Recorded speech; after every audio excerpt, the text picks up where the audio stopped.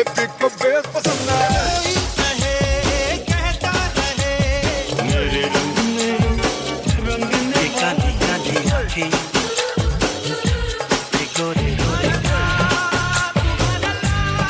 everybody, you're listening to the Khandaan podcast by the You Podcast team, a bi-weekly podcast revisiting the movies of Amir Khan, Salman Khan and Shah Rukh Khan. Every show we pick a random year from 3 decades of collectively 300 films the Khans have done and let our listeners vote which movie we should talk about.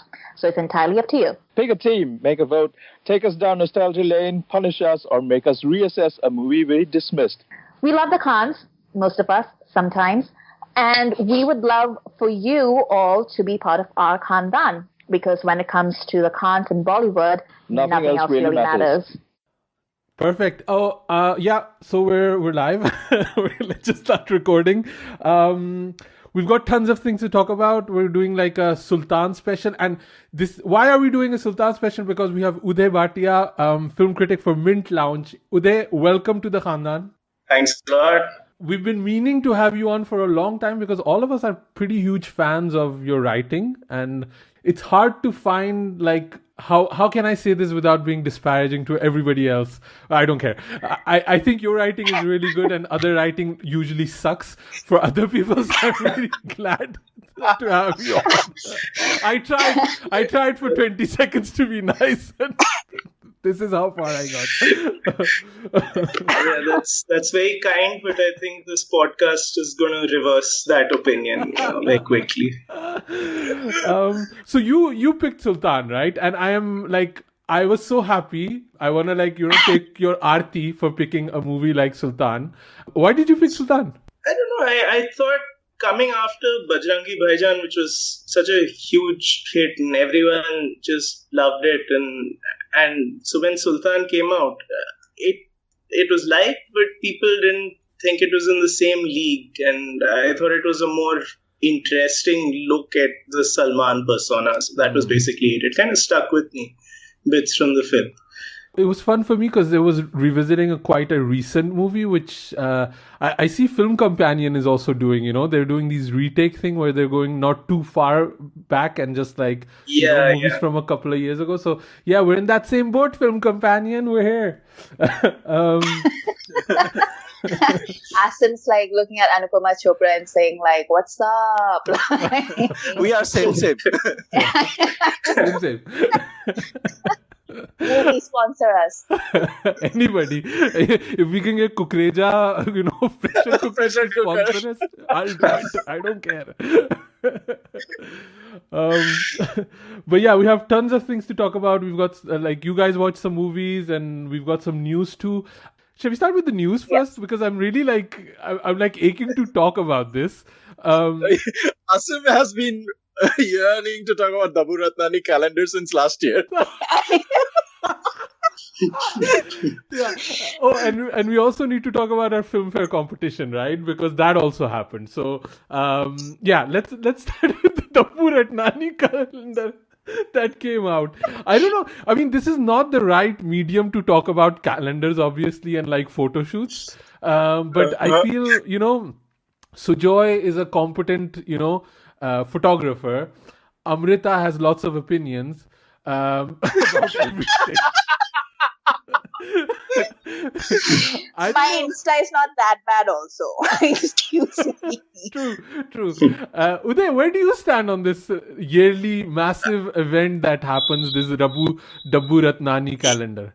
I learned his name last week when people started talking about the calendar. So I don't have opinions yet.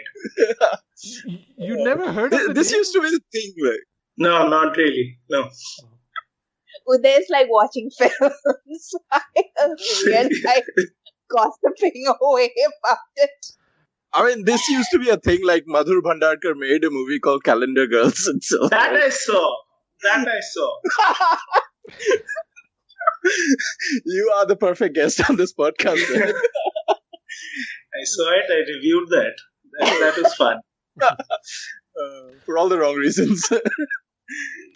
What is wrong? I mean, So the thing that I realized about this calendar this week, because of all why the sudden interest, I don't understand. But anyway, the thing that I realized about this calendar is apparently it's not available to buy. What? Oh. Apparently you can't buy it. What is it for then? And what is the point? So, what is Dabboo Ratnani's income stream then? I don't know. He just lives in like South Bombay and has a lot of money. And then he makes like, he takes these really like, and it's not even like original photos. There's like a whole branch of Instagram is devoted to people showing like the original picture and then Dabboo's version of that picture, which is always worse. It's never better. So I don't even know. So in a way, it's like the Pirelli calendar, but with Bollywood celebrities, right? That's what it's aiming for, in a way, right? I think that's. Oh my God! It's about the Pirelli calendar. Like I don't. But yeah, so they had another photo shoot, and I think I think his social media is like probably done by his kids, because it's very confusing for me who is actually featured in the calendar and who isn't. Sujoy, I remember you had like lots of thoughts about it, right? Like. I just one simple thought, like this is marketed as such an event, annual event, and it comes out. It's an annual calendar that comes out in the middle of February, which is weird. The photos aren't that good at all, not even to be featured by Instagram influencers on their feed. We are in 2020 and we are still paying heed or attention to a photo in a bathtub with almost, it's all very, very boring shots, basically. And it's just seems like Dabboo Ratnani is just playing off his brand from like decades ago, since he's been associated with all these movie stars from yesteryears, and he's been shooting them for magazines and stuff. It's just because of that loyalty or friendship, whatever. But other than that, I don't know. Again, like the question arises, if the calendar is not available for purchase, what's the whole point? Oh, I just realized what his income stream is. You know what he does? He uses this thing to get all these newcomers to shoot their portfolio with him. Oh, that's how he makes his money. Right. This year they had Vicky Kaushal in it. They had Bhumi Pednekar, what's her name? Kriti Sanan, the girl Abhishek, Sunny Leone, Vidya Balan, Jacqueline Fernandez. So lots of people coming in the bathroom or going outside the bathroom. And in the middle, there's Saif Ali Khan looking like, everybody's pervy uncle. Yeah, he's like bathroom guy. Jacqueline Fernandez is next to a horse, and Tiger and Ritik ki shirt phat gayi. And then, the guys are kind of bare-chested mostly except Abhishek, who's very sensibly dressed, like in the shadows. I had to like zoom in to even recognize who the actor was. But yeah, it's kind of a weird mismatch. Are Tiger and Ritik in the same photograph? No, but when you put them next to each other, it's like they're longingly looking at each other. It's like this optical illusion. You have to put both of the pictures together. That's a missed opportunity, but still. Did Tiger like show off that he's got only 5 fingers? Oh, wow. Wow, you really went there. So mean. You really had a tough week. Sujay ki frustration kahin se bhi nikalni. I do remember the Tiger shot, just because it was, I don't remember like half these people that Asim was talking about, but I did remember Tiger because it had like the bitchiest, meanest caption where Tiger posted on his Instagram. And it was, I've been trying to get Dabboo to come to my gym for years. He never does. But this is the only way I could get him in my gym. And I was just like, wow, did he just call you fat, bro? I mean, there's so many better photos of Anushka out there, so I don't understand this calendar really. But it's a big thing for Bollywood, at least. I don't think we have anything else to say, right? That's it. That's the Dabboo Ratnani calendar. Shall we move on to the other calendar in Mr. India? Yes, sure. So Mr. India 2 got announced by Ali Abbas Zafar, and then 3 days later, Instagram post by Sonam appeared about her not being very happy, and then also the director Shikhar Kapoor also made a statement that they're not involved and they're not happy with the sequel being announced without their involvement, it seems. I do think Boni Kapoor is producing the sequel. Does anybody know anything about this, or has anybody checked into that? I don't think I care about it yet. You don't care about it? I mean, I don't know what it is. How am I supposed to care about it? So is it clear that it's going to be a sequel or in that same universe with those characters?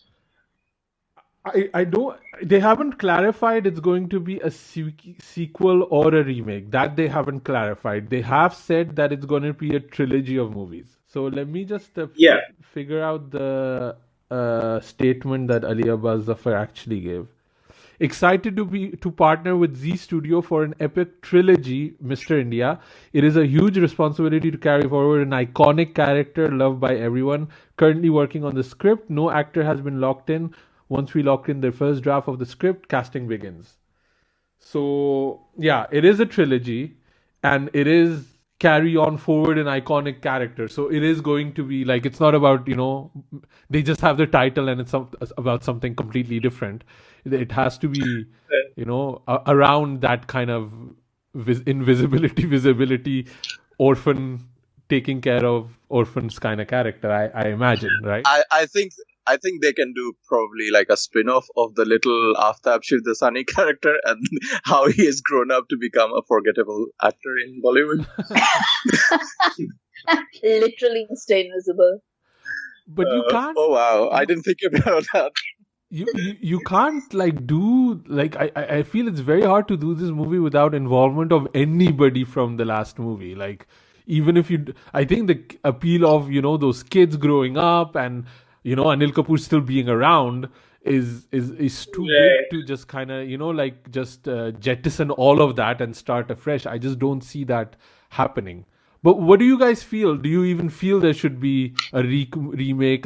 Should we even be revisiting the Mr. India universe? Uday, what do you think? Is that kind of a beloved character, a beloved movie for you?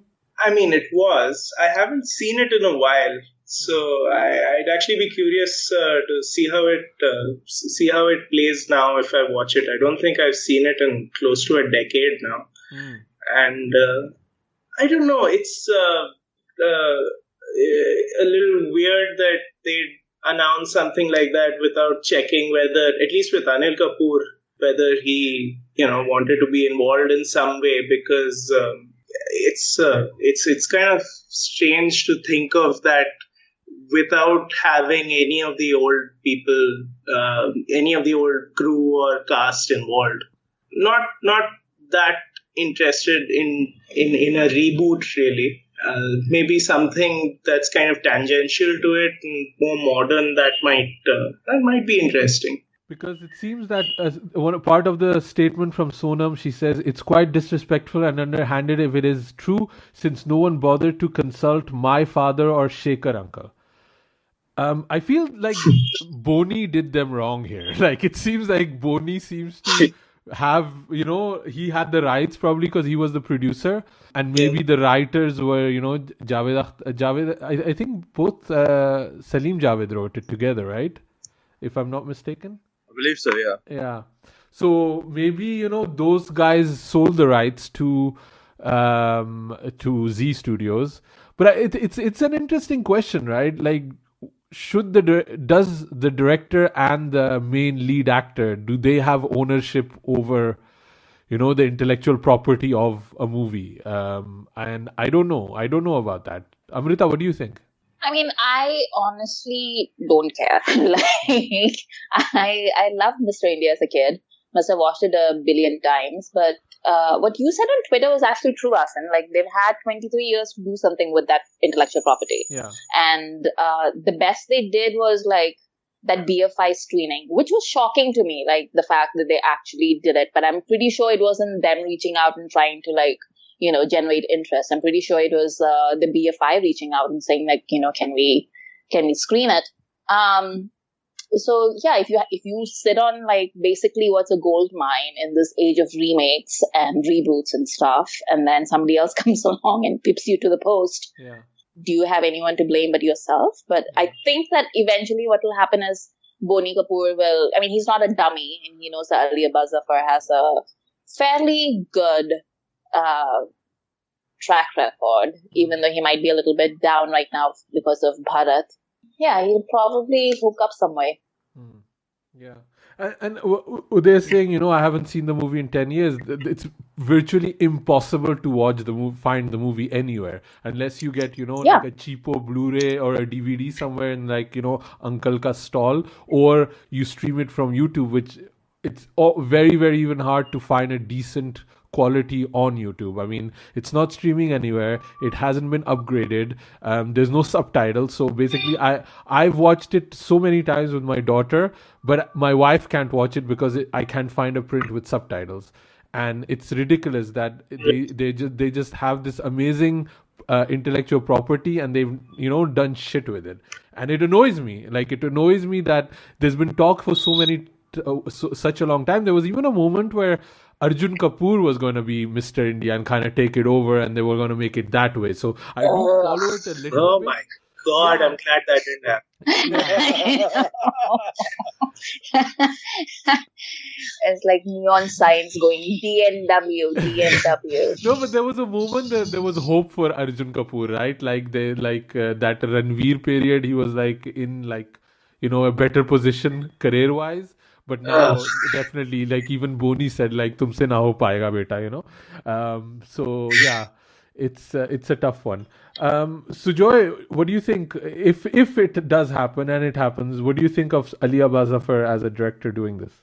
I think I can trust him with the content. Like, it's not going to be a half-assed product. But again, I'm like all of you guys, I would be interested to see something completely different rather than a reboot. I don't want a Kaate Nahi Katte remix thrown in there, or a Hawa Hawaii remix thrown in there. I don't want a Sajid Khan remake of Himmatwala to be the version of what Ali Abbas Zafar's Mr. India trilogy would be. So yeah, more on this when we get more from the production, I suppose, but it's too early to say anything right now. I don't think Ali Abbas Zafar would go down that remix route, but I mean, it's a tough one because there are elements even in Mr. India. You can't even, remake Hawa Hawaii. There are certain imagery in that song which you cannot bring, to now. So it needs to be some adaptation. And I do think Ali Abbas Zafar is probably the best person to do this. And that's why I have kind of faith and I am a bit more excited towards it. I hope they figure out whatever they need to figure out in terms of rights and stuff like that. But I don't know. I don't know if an actor needs to be consulted to remake a movie. I mean, maybe I'm being harsh. I mean, you can, just, have a call or have a meeting, but I don't think the actor is the one that has to give his approval or his go that, you need to, I give you the okay, my blessing to remake this. I don't think that's true.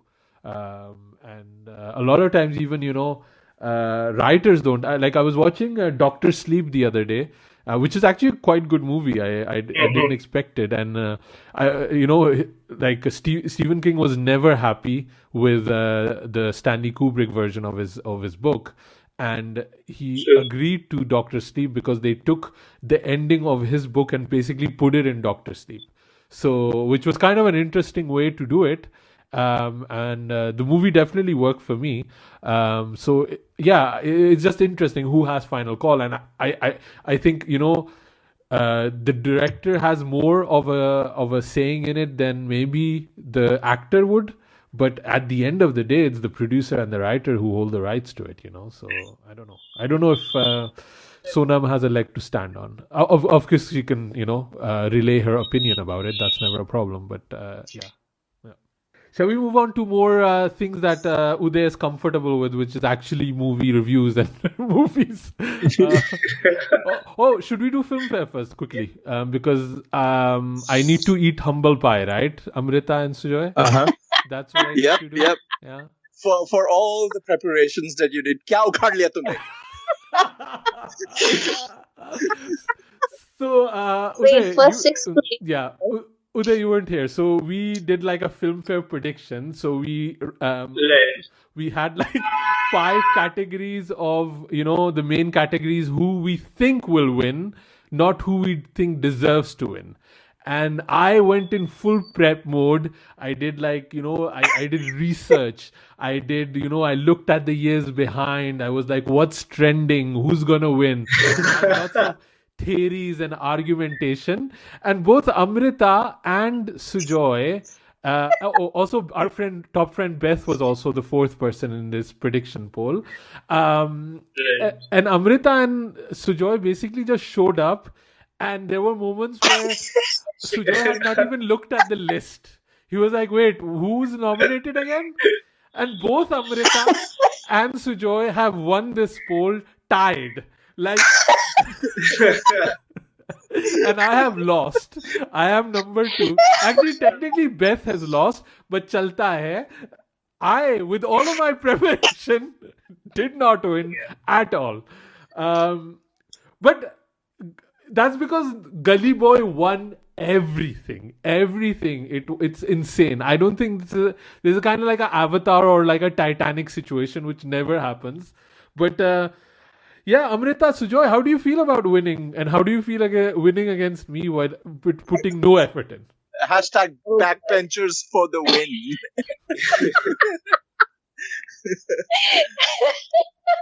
इतनी खुशी मेरे अंदर खून 2 गुना दौड़ रहा है, 3 गुना दौड़ रहा है.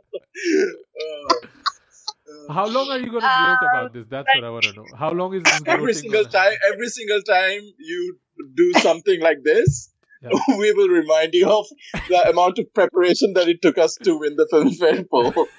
Anytime I put in any effort, I'm going to get this on my head thrown at me, right? Yeah. But the best thing was Asim didn't just think about this. He thought about this.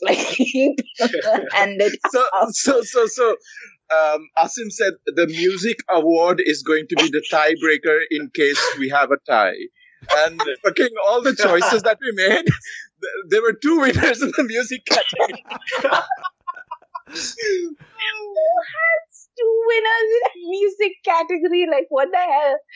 And it was the fun. I think that was the first thing to be announced. And I was just scrolling through Twitter when it came up on my feed, and I just started laughing, and I started tagging Sujoy. And I was like, Sujoy, Asim's tiebreaker is a tie. It's insane though, right? I put so much thought in, it will have these categories, and then we need a tiebreaker if we all have the same picks, but it almost and the whole time Sujoy and Asim were telling Sujoy and I were telling Asim, don't think so much. It is the Filmfare. If it's any consolation, I got all my Oscar predictions wrong. Just about every single one of them. So. Oh wow! But how much effort did you put in it though? That's what I want to know. Not much. No. Okay. Got it. What did you pick for the best foreign international feature film? Yeah, that was the only one which I had right. Oh, okay. Yeah. But just about everything else I got wrong. Yeah, it almost feels like Jitesh Pillai listened to the podcast, and then because he hates me, he did everything opposite. Yeah. What is your best film? Was that Gully Boy at least? No? War. No? Old. But that's because my disdain of the Filmfare Awards, which I explicitly talked about. My whole thinking was, I have so low respect for the Filmfare. They're going to be for the most commercial sellout things that they can, pretty much put, people dancing on stage for, So they'll have a dance off with Critic and Tiger, and because they are appearing on the Filmfare Awards, they'll get an award. So that was my thinking. That's why I was like, Critic is going to win best male lead because he did Super 30 and all that kind of thing. So that was because I have such disdain for them, that's how my thought process went. But then I didn't think that Tiger is actually out in Syria or wherever he is filming, so he can't make it. So I still have no respect for Filmfare, and it hasn't changed my opinion. But yeah, they went super lazy this time, it seems like. Yeah. I had a feeling that that Gully Boy would win everything just because it went to the Oscars, and because Zoya is like basically an industry darling. So I thought like maybe they would get a lot of that stuff. Although this idea of it went to the Oscars is a bit of a stretch, right? Like it got, like they nominated it. It wasn't even like in the final 4 or 5 but or like, something, like, yeah. Yeah, but for like Filmfare, like that's a thought. It's a thought that counts, right? Like they went for the Oscars. Filmfare. I thought there'd be a bit of Uri in there, but besides that, I wasn't expecting anyone else to sort of. So I knew that the director would win some kind of award because he won the national award. And he was my pick for best director until I noticed that Filmfare had a best new director section. Is there? And I was like literally like I'd made my choices and then I was like scrolling down the website and I was like, wait, there's the best new director. And then I went back and corrected my best director prediction, and I was right. So you did some work. So the prize was to pick a horrible movie for us to watch from the Khans. Have you guys thought of what you wanna make me and Beth watch? Yes. I mean, you guys are gonna watch it too, so obviously you need to pick something that you're punishing yourself, So Beth suggested that I nominate like Ye Darling, Darling Ye Hai India, or Maya Main Saab, or something like that. Maya Main Saab is actually like I remember it actually having some interesting ideas, so maybe it wouldn't be too bad. But no, I think I'm going to choose something from Amir, like early Amir. Oh, twist! Yeah, twist. Have you done the boat one? That's bad, Amir. The one on the boat. Man. Oh, maybe we should do Man. How enthusiastic are you to revisit Winey and Manisha? I mean, like that's what I was telling Beth. Like when she was telling me like what, like giving me suggestions. I was like, well, I have to watch it too, so it has to be something that I can sit through without like killing myself. I would suggest Veer. Veer, okay. Yeah. So let's. I knew it was coming. It's gonna be between Veer and Man. Let's see what we do, or maybe we do both, or maybe we do a poll and let the audience decide. Let's see how much everybody wants to punish us for what we have unleashed on the world. Let's move on. I think let's move on to a few of the Donald Trump's favorite movie. Indian movie, Shubh Mangal Zyaada Saavdhan. Saavdhan. Okay, Uday, by the way, I am unable to pronounce anything. This is like a trend. I actually wrote it down and I still mispronounced it. So this is going to happen a lot. And this is a very long title, right? So you watched it, and Sujoy, you watched it, right? Yeah. Yeah. Uday, what did you think of that movie that Donald Trump likes? I liked it quite a lot, and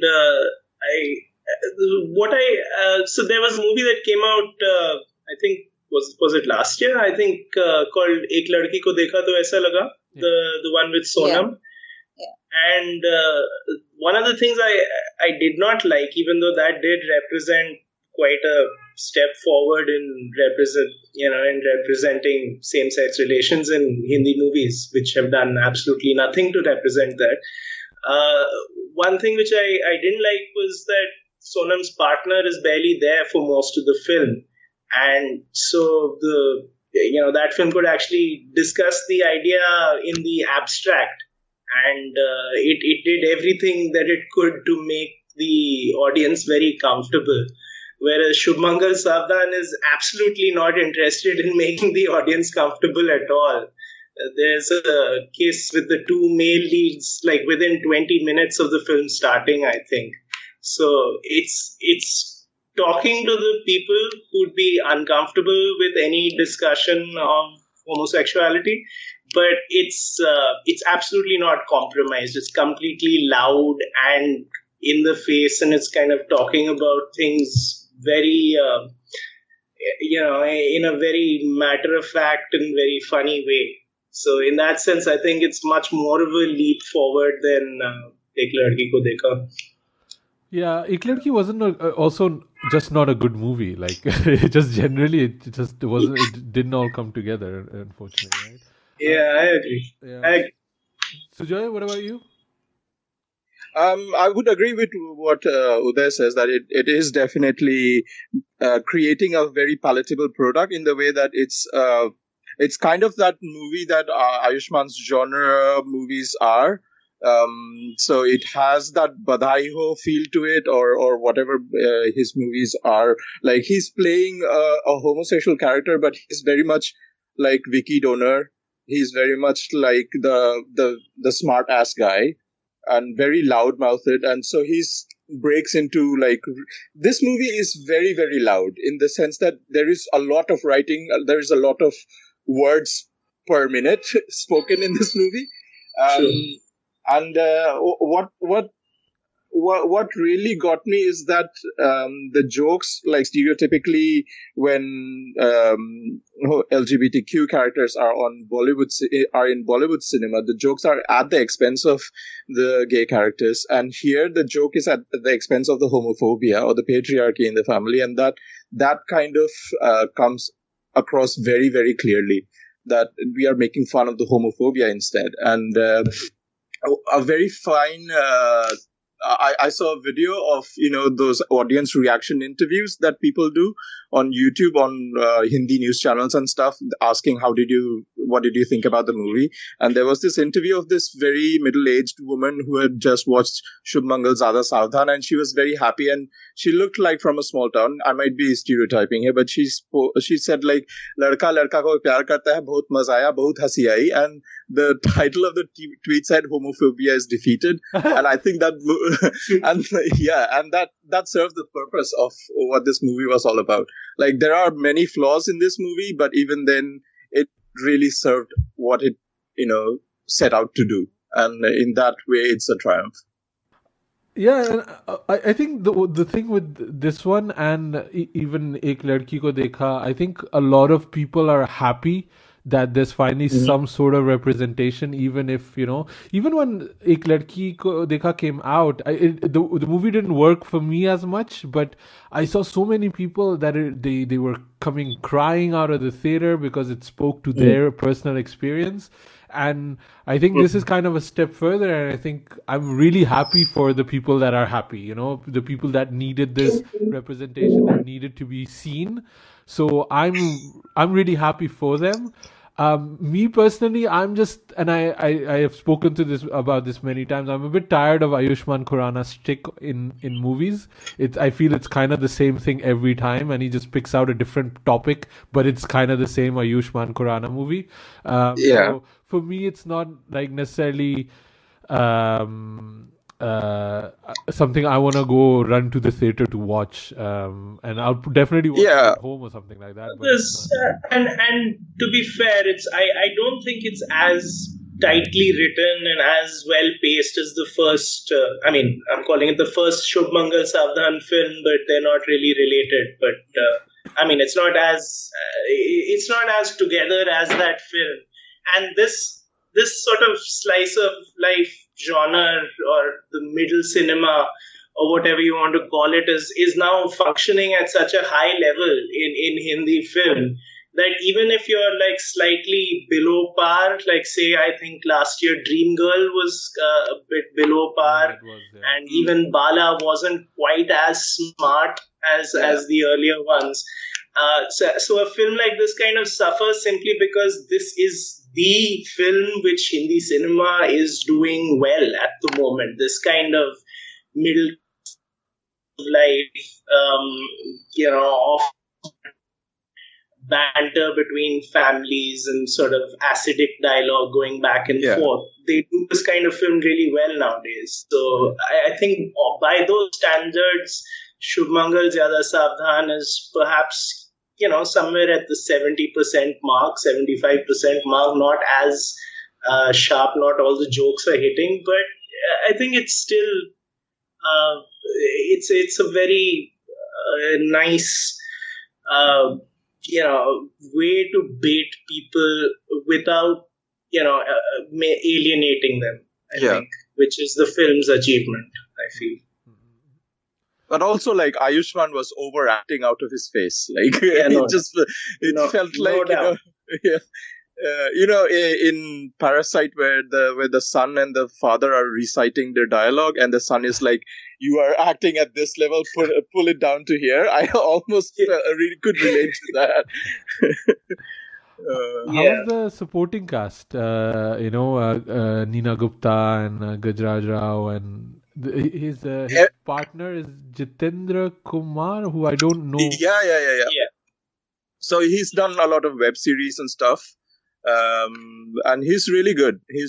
I think his part is written much better, or there is more room to explore his character. But everybody else just has so many lines. There is hardly any room to breathe. Right. Yeah. Shout out to Manvi Gagru, who I haven't seen before, but who plays a character called Goggle and pretty much steals the film.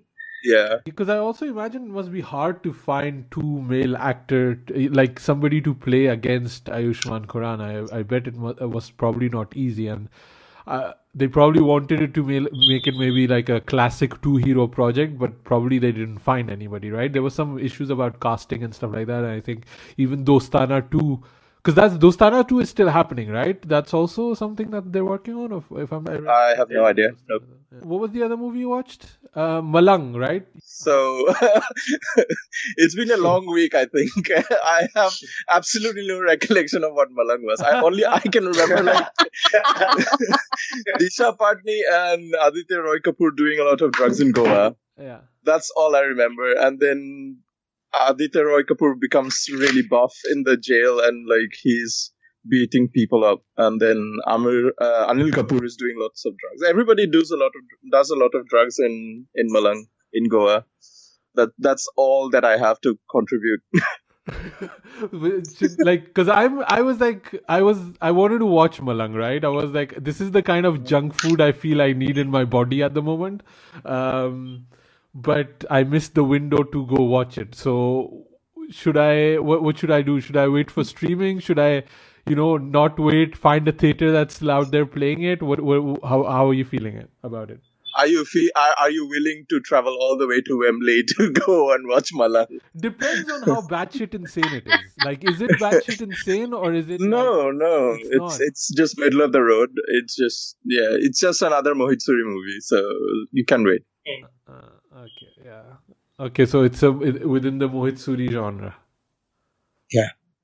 Because when we were talking about it, so because it's so stupid, because the big reveal is already in the trailer, right? Like that Disha Patni's character is Uday. Have you seen the trailer? I don't want to spoil anything. Yeah. No, it was cut like a Gaspar Noé film. So I was wondering, like, how it was gonna turn out, and I didn't end up seeing it. I will catch it on streaming. I thought the trailer was fun. Just the idea of Gaspar Noé and Mohit Suri in the same sentence. Is it? I think Mohit had like an orgasm somewhere. Okay. He just bit his tongue. Yeah. But is it like watch along worthy? Is it like a movie that comes out on Amazon and we can all like tweet along and make fun of this movie, or not even that? That's what I basically want. No. I don't think it's like in that territory of like we can meme the shit out of it or something like that. No. Okay. I don't think so. It doesn't deserve that treatment. That's sad. Well, it's weird with Mohit Suri, right? There was like at the start, there was a moment, there was some like excitement when he came out at the start, like his first few movies. I really still like Avarapan. And there was a moment like Wo Lamhe, he had like out of that. Wo Lamhe, Yeah. out of that Vishesh film coterie of directors and movies, he was kind of like the standout talented guy. And I don't know what happened with him. Like he was showing some promise, and now he's just making these T-series movies. He made Ek Villain, which is one of my most tortured film experiences of all time, because Shraddha Kapoor just keeps going throughout the whole movie. It's, I think even before Ek Villain, Ashiki 2 happened. I think that's what set this musical rom-com crying drama genre that he's created now. Because even like Mar Jawa is so close to what this movie is, right? Like Ek Villain, it's kind of the same people and the same kind of music. Arjit Singh singing a song. And it's definitely become this whiny genre now. It's unfortunate. And there's another Ek Villain movie planned. The title, I don't know if it's a provisional title, but it is Ek Villain 2 in brackets Do Villain. No. Oh, wow. So obviously I have to watch that. For the title alone. I mean, at least Shraddha is having a good career. Somehow. I know. Who even knows how that woman has a career? Like, nobody seems to like Shraddha Kapoor, yet there she is and everything. Who would have placed their bets on Shraddha Kapoor having a better career than Arjun Kapoor? I mean, she already does, right? Yeah. She's in, like, everything. Yeah, but she has like a better career than Pariniti Chopra. She has a better career than Bhumi Pednekar. She has a better career than like so many people out there. Like, it's insane. Like, I don't get it. Like, she's like now competing with Alia Bhatt. Like, that's how bad it is. Like, do you remember that parody trailer of Half Girlfriend? What is it? Half Girlfriend? I always remember that description of her as Jagrata ki Beyonce every time she comes on the screen, because it is still the best description ever. Yeah.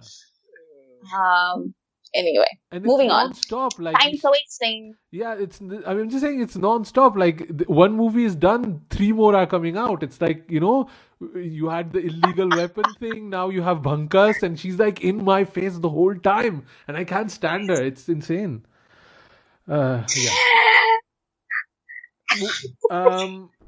I want to quickly talk about Taj Mahal 1989. I saw it's like a 7-episode series on Netflix that came out this week, I think.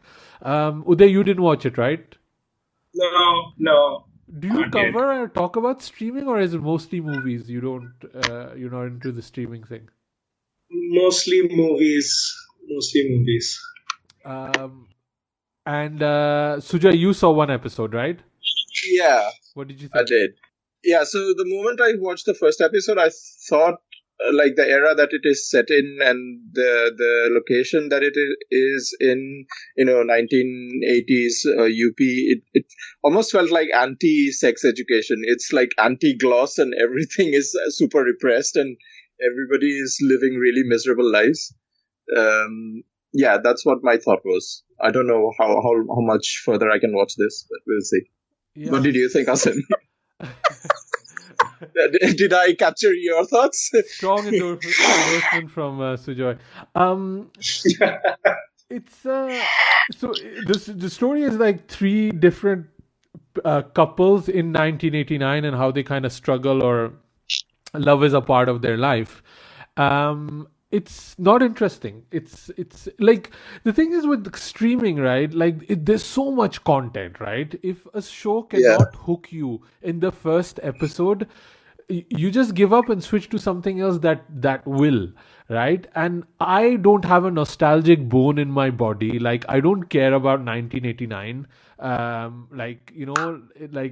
And it doesn't even really feature in the world of this show. I mean, sure, they don't have smartphones, but there's just one very very in your face scene, like, bhai, can I use your phone? And he asks 2 rupees, and then she makes a phone call, and that's it. Like, oh, we didn't have smartphone, we had to ask people in the bakery to use their phone, and that's it. For the rest, it seems weirdly contemporary. Like, that these are people and characters in 2020, but they basically dressed up as people from 1989, and then they're also talking to us, to the camera, like breaking the fourth wall all the time, and making a reference to Tinder and stuff as well. Yeah. So it kind of like always pulls you out, like what this show is trying to do, and it just lacks any whippy dialogue or interesting characters or even likable, that I was like, oh wow, that guy,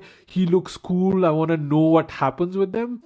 I kind of hate all of them. Like, there's this older couple where they're clearly having marital issues, and lots of resentment has built up over their years of marriage together, which is kind of a story trope, right? That's like older couples and all that kind of thing. So he's a philosophy professor and she's a physics professor. So they have clearly a clash of sensibility that it's trying to portray. Like, but then it's like he meets up with this friend, and then they start talking about philosophical concepts as 50-year-old while drinking, and I was like, man, I'm like stuck in this uncle party that I don't want to be part of, and I can't leave. But then I thought I can leave because I can switch off the show and watch something else.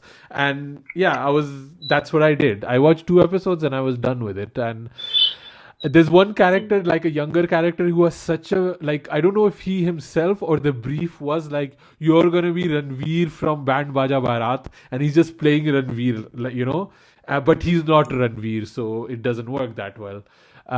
It's a total misfire for me. I don't think it worked at all, and it goes back to my general thinking that Netflix really needs a help with figuring out what their strategy for content acquisition is in India, because it's really bad. It's gone downhill, and there's been quite a few shows out, and none of them appeal to me. There was something called Jamtara something that came out too. Something about calling cards, or was that the same one? I don't know. And I don't know. Nothing sounds interesting from them, and it seems almost that the Amazon slate is more interesting than this one is. So yeah, I think it is. I mean, with Family Guy, and then I've heard Afsos is quite good. The one that came out recently. I haven't seen it, but I heard that's pretty good too. Which one? Sorry. It's called Afsos. Afsos, yeah. Okay. Gulshan Devaiya.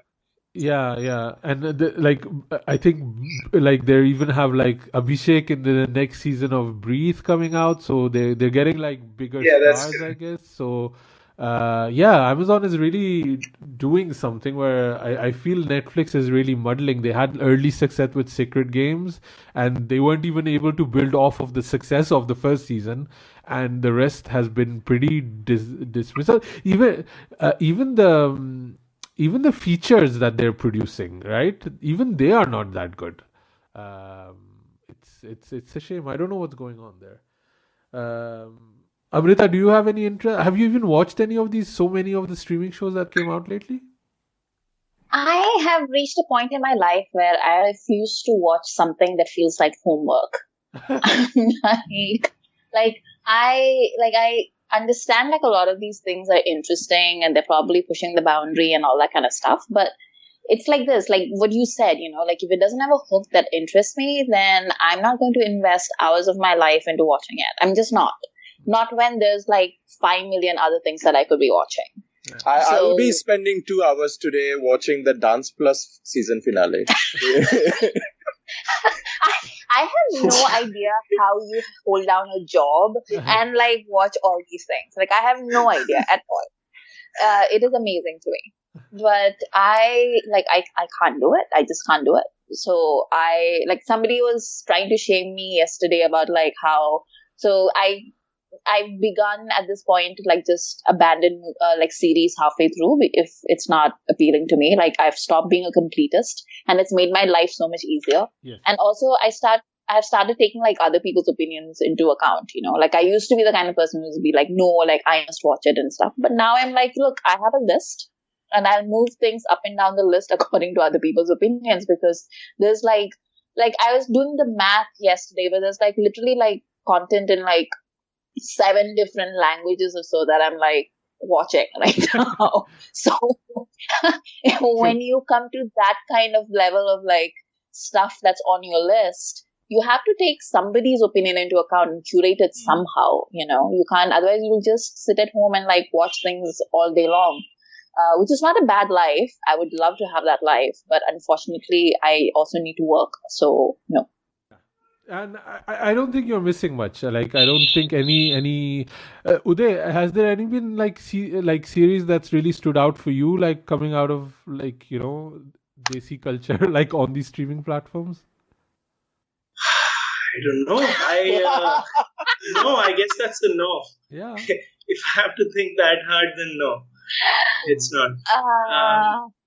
That was a really deep sign. Made in Heaven that worked well, but I had a lot of problems with that as a whole.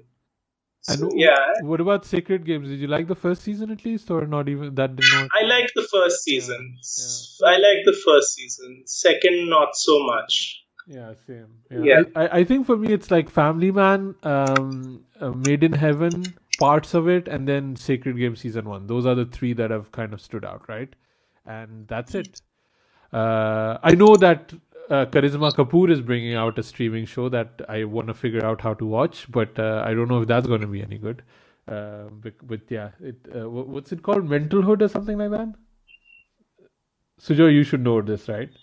No, I don't. I'm hearing this for the first time. No, I've told you this before. It's on that Alt Balaji. Oh, thing. Okay. Maybe that's why. There is one I liked, but that's a little old. I think it was called Pushpavali. It was by a comic called Sumukhi Suresh. Right. So that I thought was really good. It was a sort of dark comedy that just keeps getting darker and darker as it goes on. I thought that was really good. Yeah, but that's been a while. That it seems like even before Sacred Games got out. Yeah. Right? Like, no, that's really ancient. Yeah. So, yeah. It's in a way, it's like podcasting. Anything that came before Serial, even if it was good, people didn't care about it because Serial gave a boost to all podcasting now. So yeah, I think that's what happened with that one. Let's move on. We have one trailer we want to talk about quickly. So Shah Rukh is not announcing any movies, although everybody is like badgering him, announce movies. But Red Chillies has a production out, and the movie is called Har Kisi Ke Hisse Kamyab. Is that the whole title? Or it's called Kamyab, one of these two. It's coming out 6th of March, and it stars Sanjay Mishra and Deepak Dobriyalal. Amrita, you were quite excited for this trailer, right? I mean, it looks like it's going to be good content, and it sort of feeds back into when we all had film blogs back 20 years ago, which is how people like Sujoy and I got to know each other.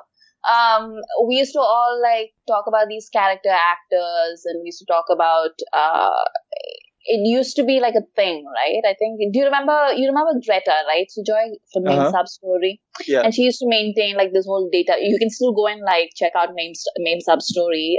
She still has the site up. But she has this whole database of character actors back into, I think, the 50s and 60s. And people would come out and tell her all these amazing stories, people who used to be the band leaders in Shammi Kapoor songs and things like that. And their siblings, their children, they would reach out to her and be like, wow, you're the only person who ever talks about this, or about my dad or my brother or whoever. So there was this thing that we used to talk, that guy, the people in the movies that you've seen, but you don't really know what their names are. And how they show up in literally everything. And then some of them you do know because they were literally in so many of your movies playing the same character over and over again. like Bob Christo. Tom Alter, Bob Christo, or like just random people, and like they just become like people that you knew, and they play the same character more or less. And this seems like about one of those people, and it just feels like a movie that's made for people who love film, and it's probably not going to have like much business, as Asim points out, but it's still going to be like I'm glad that it's getting a release rather than being released straight to streaming. I'm glad they're putting their money where their mouth is. Is it going to work? Probably not, but I do appreciate the fact that they're making the effort. It's actually produced by Drishyam Films, Ajay Devgan's outfit, and presented by Red Chilli. So I don't exactly know what that means. Is it like distribution is by Red Chilli or something like that? I guess. I do like the fact that the character is called Sudhir, who was also a famous character actor. In a way. And actually, my first internet handle was Yunus Parvez, just to kind of tell you that. I used to have like a sticker of him, so that's how I got to know Beth, because I used to comment on her blog as Yunus Parvez. So yeah. Uday, have you seen any work of this director, Hardik Mehta? He apparently has won some awards and things like that. I had seen a short film of his some years ago. I forget the name. That was quite good. Besides that, I don't think I have seen anything of his. Is it famous in Ahmedabad? Is that the one, or Skin Deep? Those are the two that he did. Oh, Ahmedabad was famous. Yeah, that's really good actually. It's a small. It's like a half an hour film, and it's about kite flying. It's set in. It's not about kite flying, but that's the backdrop, and it's really nice. I don't know if it's streaming anywhere, but people should have a look if they can get hold of it. That's quite interesting. And he's also working on Roo Afza next, which is a horror comedy with Janhvi Kapoor and Rajkumar Rao. So yeah, interesting. Sujoy, what do you think? Did you watch the trailer of Kamyab? Did you like it? No, I didn't. Oh, you didn't even watch it? I did. No. Sorry. Did you, Uday? What do you think? Did you get a chance to see the trailer? Sultan. Actually, it's funny because I was Sujoy, you and me actually reviewed Sultan on the old Bollywood You Podcast Bollywood edition feed. Oh, did we? With the Anisha. So it was funny to re-listen to that episode. People can still find it. I can always link to it. I remember us two going to the cinema together to watch this, right? Yeah. I think it was probably one of the first movies we saw together, even. Okay. So yeah. Uday, you mentioned at the start you picked this movie, and sometimes we allow our guests to pick the movie, and you've been lucky enough to be that person. Otherwise, we choose and we torture our guests to watch the terrible movie that we picked. So you are in a lucky position. How does it feel revisiting Sultan after it released quite recently, 4 years ago? Yeah. 2016. It was. I hadn't seen it since then, and I was impressed because Bharat didn't quite work for me, but same director Ali Abbas Zafar. So, but there was still bits in that in which he kind of brings Salman Khan towards showing unexpected reserves of emotion that other directors don't even get close to getting out of Salman. So I was quite, and I saw a bit of that in Bharat. So I was keen to go back to Sultan, where I knew that it was a surprising performance in its sort of he plays quite a broken man at one point in the film, at least. Amrita, when I started, when I put on Sultan, I saw it was 2 hours and 50 minutes. And I was like really wondering if you would watch this movie. I'm glad you did, though. I'm like, you know me so well. Yeah, I mean, I don't know why, but every time I put on one of these movies, if it's made after like, I don't know, like 2005 or so, I always expect it to be like around 2 hours. And then I'm frequently shocked at how often I'm wrong. But it took me like 3 days, and I won't lie, there were like times when I was like, do I really need to watch this again? And then I did. Because I love you all. Oh. And how was it? Like after finally getting through it, it's still a painful experience for you? I mean, it's never been a painful experience. It's a well-made film. Like, I'm not going to say it's not a well-made film. There are definitely points in this. Okay, let's talk about Salman in this film, right? There's this thing that Salman does where, like comedy Salman, where he goes from like, where he's like doing this thing where he's doing like this very particular note that Salman hits, where he's being like annoying, but like funny annoying. Yeah. And then he just takes it one step forward into like simpleton. And you're like, why? Why are you doing that? So give the example in Sultan. Where did you see that one note being the simpleton? I mean, like all the comedy bits, like he does that quite a few times. But he just like mostly like the first, like in the first, like the courtship things where he's like just following Anushka around, like he does a lot of that stuff, like the Salman version of physical comedy, basically. And he just like that's the kind of thing that just makes me want to like smack Salman. It just makes me go like, why are you doing this to me? I'm giving you 3 hours of my life for the second time. Okay, respect it. So like that kind of stuff, but also like some of my earlier opinions haven't changed at all. Like that whole thing with like Anushka's character, that was just reinforced as I was watching it. Like things like that, but it wasn't like it is a well-made film. Yeah. And it's definitely like if Salman hadn't shown up for it, like the way he doesn't for like 90% of his career, then it would have just fallen flat. Because it's really so dependent upon how much you believe Salman in those phases. Yeah. What was interesting to me when I was revisiting also the podcast we did in 2016 is that this movie actually didn't have such a lot of critical discussion around it, because at that time there was something called boycott going around. Do you remember that, guys? Like people, like critics were out there boycotting Salman movies. They didn't want to review it. And so there were even like people that, and I think it was related to the comments he made in the PR interviews about the grueling training schedule he had to go through to get physically fit, and he made some very and how it made it feel. Yeah. Oh, yeah. And then a lot of critics made a stand that enough is enough. I'm not going to review any Salman movies.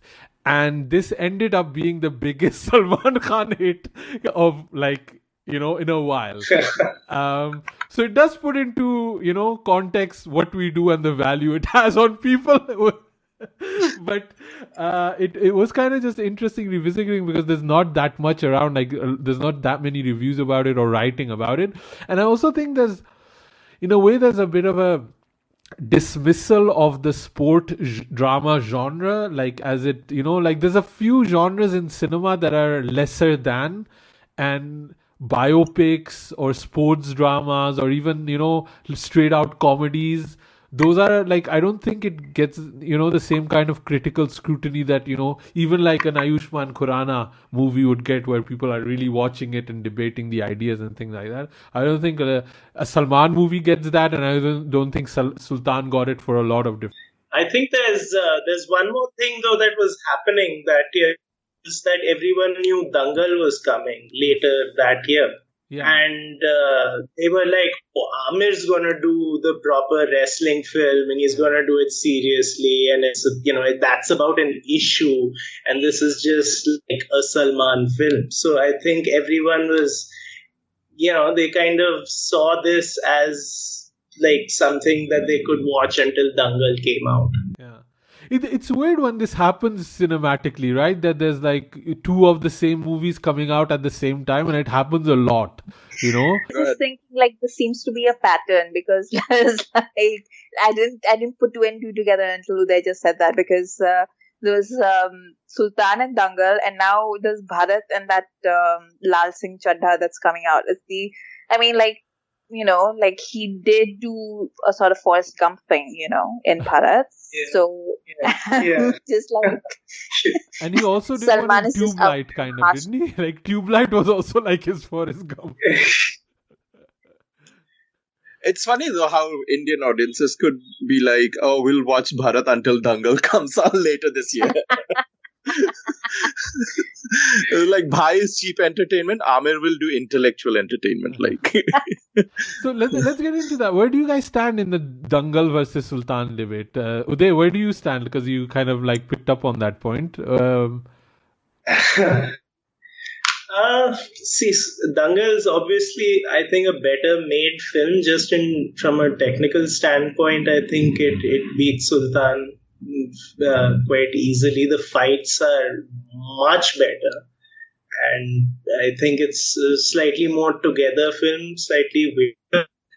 But I don't know. I've now, when I revisit it, I find Sultan's kind of questioning of itself and of its characters a little more interesting than Dangal's sort of, especially the way Dangal kind of goes in the second half, and it becomes the Amir show when the film is clearly about the daughters. That really turned me off. So in that sense, and Sultan also does that in the sense that the first half is mostly Salman and Anushka, and the second half is nearly all Salman. But there, at least it allows her anger till the end and deals with it fairly forthrightly. So that I think now Sultan is kind of creeping up on Dangal in my wrestling films of 2016 states. In that genre of wrestling film.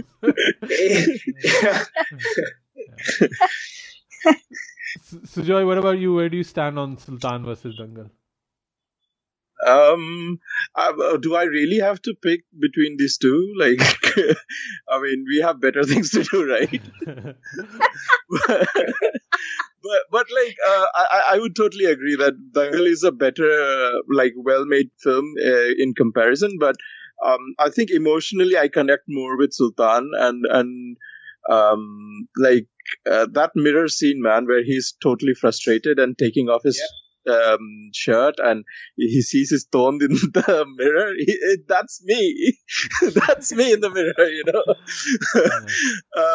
But yeah, I totally agree that I think Sultan has better music, and Sultan is much more emotionally connecting to me rather than Dangal. But Dangal is also extremely like rewatchable. Yeah. Like if you go and sit down and put it on, and you will sit through the movie and you wouldn't have noticed time passing. Yeah.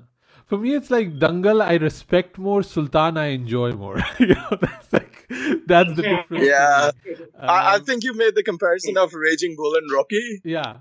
Give me Rocky any day. Like that, I'm a Rocky kind of guy, and that's why I'm a Sultan kind of guy. I didn't even want to chip in because it's so super obvious which team I would be on. I'm totally on team Sultan here. Wait. I thought you were an Amir fan, like the number one Amir fan of the podcast. What happened? he's not in it enough. I feel if you got like buff Amir from the start and he'd be fighting a bit more, then maybe I'd be more on Team Dangal. But it's just like it feels like a different part of your soul, both of these movies, and this hits you in the heart. And like Dangal never makes me cry. Like it doesn't connect emotionally with me to that, because also in like this last part, the emotional key to it is the nationalism aspect of it, right? And that part doesn't work with me. And also just the father daughter relationship is very contentious, like between, there's a big moment like they're hating the dad with reason, and those kind of things just don't resonate with me as much as just having the little girl show up at the last moments in Sultan. Just that one shot does more for me than a lot of the dynamics between dad and daughter in Dangal. And then it's also like so many words just to say that you love Salman. But this whole podcast is about how much I love Salman. It's like, we've done 51 episodes now, and my love for Salman is So Uday, like just for like some background, basically like there's this theory that somebody just summed it up in a tweet one day that like ain't nobody dying for Amir, because every day on like Twitter, especially like Amir, like Salman fans and Shah Rukh fans are like dying for their favorites, but like for Amir, everybody's like, what a good actor, and like nobody cares. And when we launched this podcast, I said that, and Asim was like, oh, I'm a huge Amir fan, I'll die for Amir. And then from that day to this day, he's never shown any sign of it at all. That's absolutely true, though. Nobody has the strong emotions about Amir. They have all the respect. Yeah. Exactly. But we still get a lot of people asking us, why don't we add Saif Ali Khan to it, which would be even worse, right? Like if nobody's dying for Amir, what are people doing for Saif, right? Like it's even like a they are screaming Rani. But this is like Sultan is very like old school Bollywood more than anything. It has. It has that 3-hour length, but it also has like such a good soundtrack, and it has like poetic lyrics to it. Like every song that it is there, because the lyrics are written by Irshad Kamil, every has one line that really kind of jumps out to me.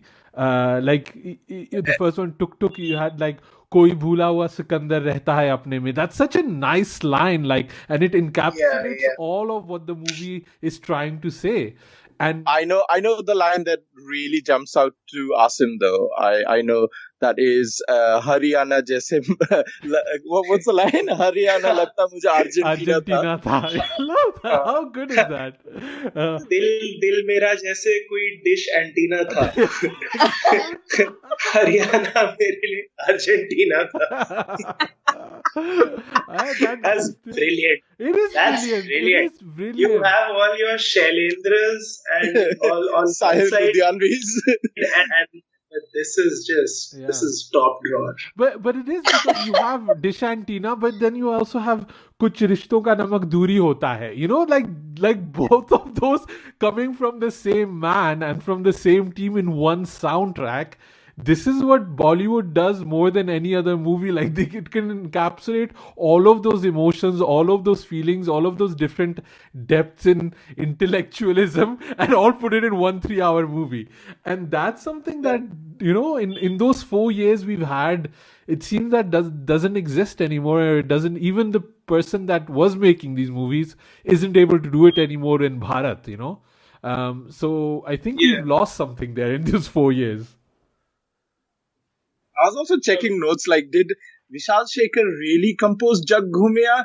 And then I had to see the making. Like, they actually made, like, Rahat Fateh Ali Khan sing it. Like, wow.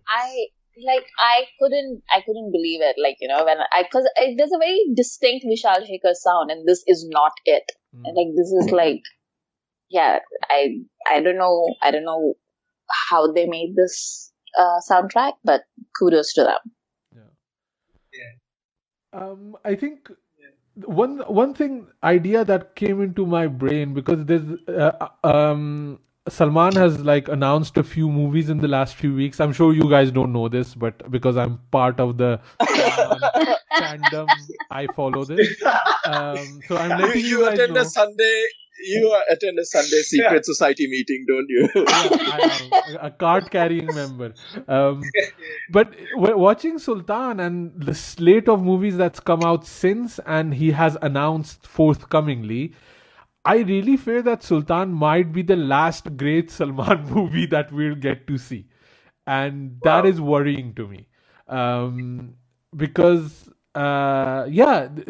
nothing has really hit as much as these have. I mean, they did do Tiger Zinda Hai, which I really really like, but it is like a pure, like, kind of an action movie. It would never stand the test of time. It was just fun while you're watching it. But Bharat didn't work. Dabangg 3 is dead, and the next few ones, Radhe and all that, they look terrible.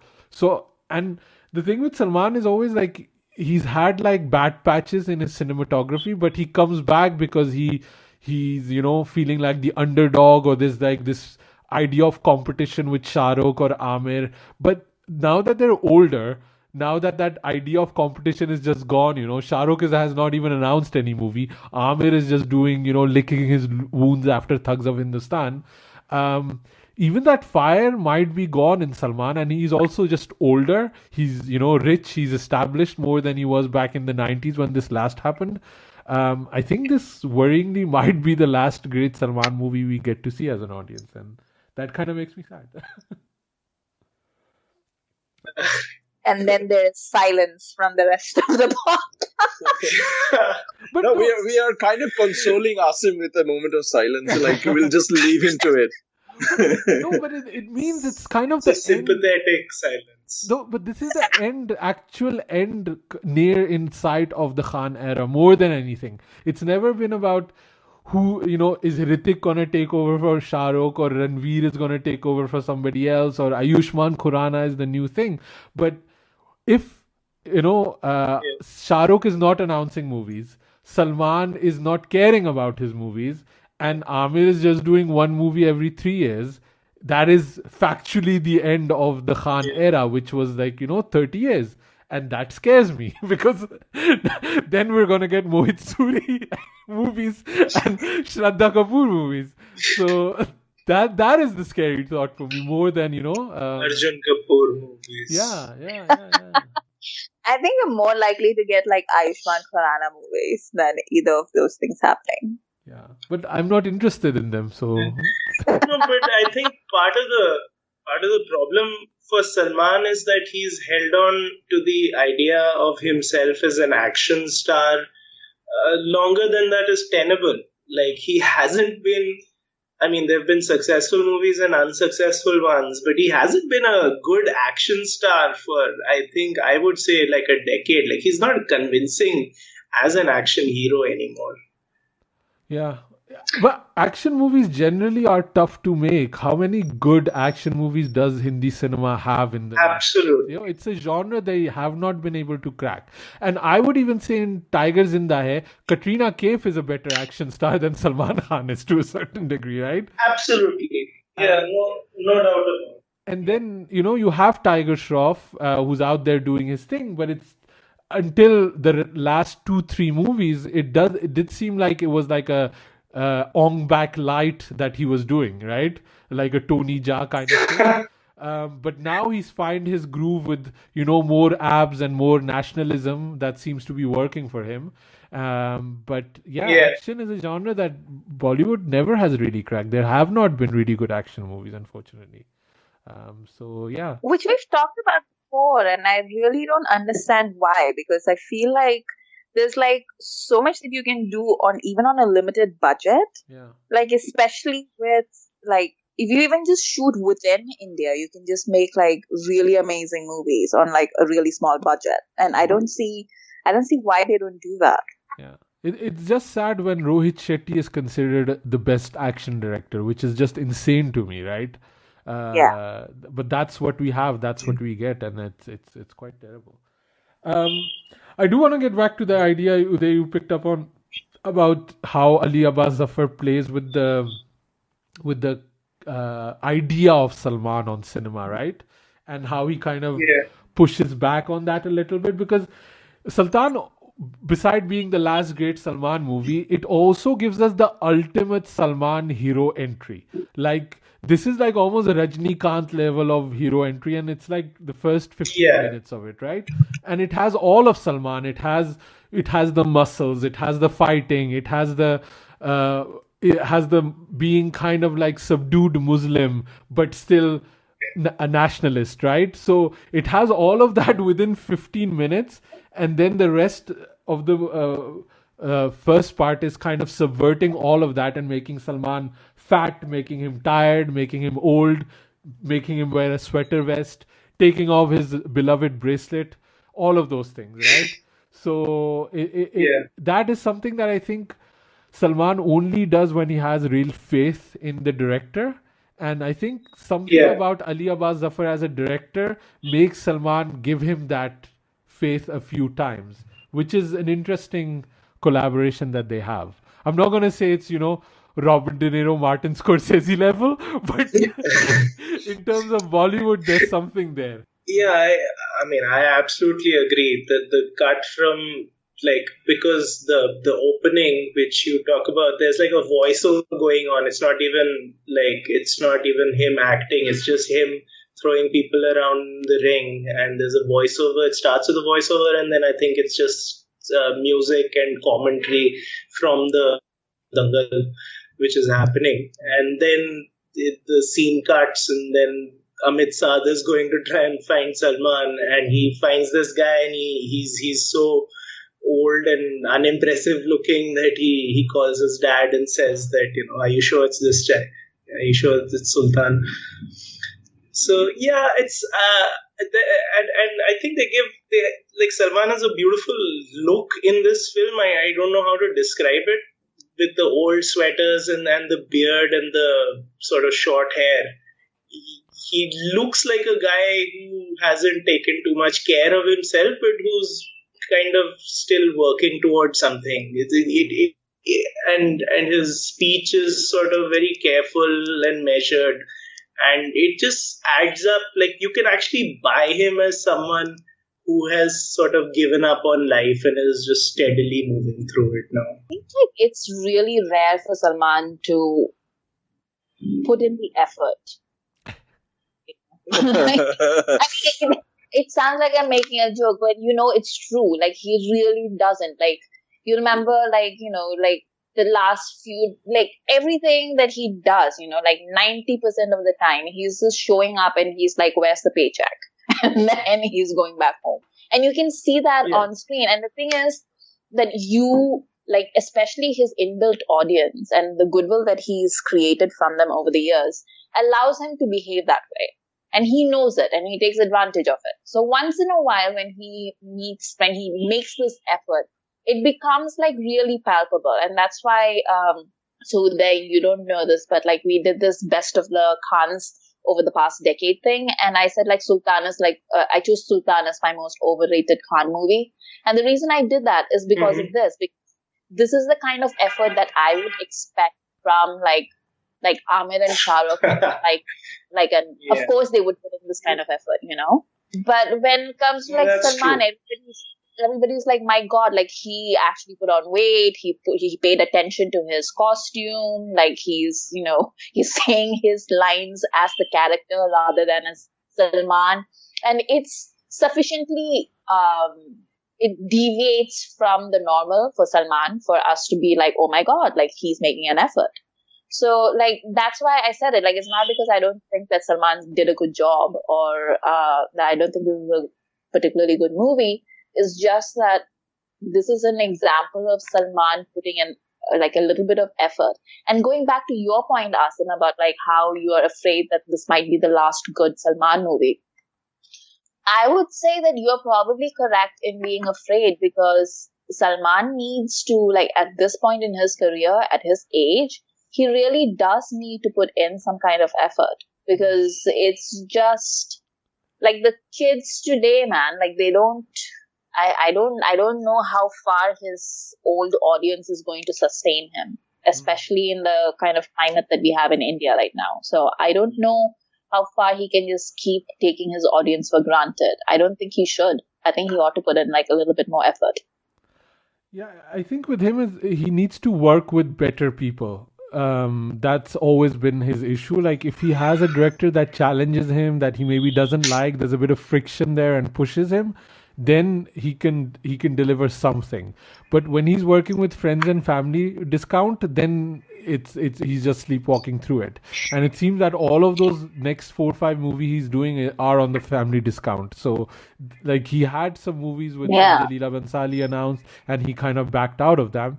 And that's where you start to worry. And it's not even about me not having any movies of these 3 stars, but it's also that it has a huge impact on Bollywood as an industry, because, you know, these movies make so much money that then these studios and everybody else can kind of finance the smaller movies that, you know, they're not making 200 crore movies. You know, even Akshay movies have never cracked the 300 crore barrier, and only 1 or 2 have gotten over 200 crore. So if they don't make these big blockbusters, it's the same thing in Hollywood. You know, they need to make the Transformers to make the Parasites, right?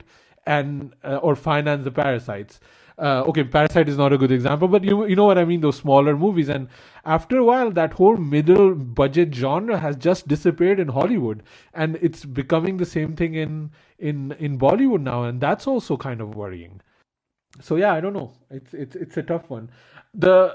What did kind of worry me rewatching Sultan was the length of this movie, because we very quickly go into flashback mode where, you know, we have Gaon ki sabse famous love story, and then you reach the interval point, and I'm like, I had to pause it, and I'm like, dear Lord, there's a whole nother movie after the interval because it's like 3 movies jammed into one together, and it's insane that they just like, this is it. And then also certain moments that need attention in terms of pacing are just jammed in there so quickly that, you know, it's like winning the Olympic medal is like a 2-minute song in this movie, right? Yeah. That's the whole plot of so many Farhan Akhtar movies and Akshay Kumar movies. He's just a side plot. He bites the medal and he goes back home. Which is just hilarious when you think about it. I mean, I would still imagine like how Remo D'Souza would direct this movie, though. You were talking about family discounts, right? So I'm just let's not talk about Remo D'Souza. I just saw ABCD 2. Right? Did you hear that? No, it's not ABCD. No, it's Street Dancer 3D. Yes, Street Dancer. Which has been confusing Asim ever since the other days. Like, but wait, where was the 2D and the 1D? Lost in the Remo D'Souza cinematic universe. Did you hear, like, his next movie is apparently called Dancing Daddy? Is that with Salman? That's the one with Varun. Oh. Who apparently will never learn. Yeah. Oh. But they make money though, right? These are hits. These movies are hits, right? Or am I mistaken? I don't know. I didn't follow the box office of them, but I assume I have they no are. idea. What did you guys think of Randeep Huda's blink and miss role in this? Because I'd forgotten he was in this, honestly. I was like really confused why. Like, was it a logistical reason why he wouldn't turn up at the matches, or was that like a plot line? Like, they would, you know, was it so difficult to recreate Randeep Huda in the background? Or like, ab mere paas dates nahi hai, like Randeep Huda is busy doing some other shit. Like, I wouldn't turn up to any other scene. I would just film in this junkyard, and that will be it, They gave him some weak excuse in the film, like, I don't want to see you die or something, so I won't come and see the match. If I remember correctly, like, this was a career renaissance for Randeep Hooda, right? Like, between this and Highway? Yeah, Or am I like... He was also in Kick, by the way, right? With Salman, so they have like... Oh, yeah.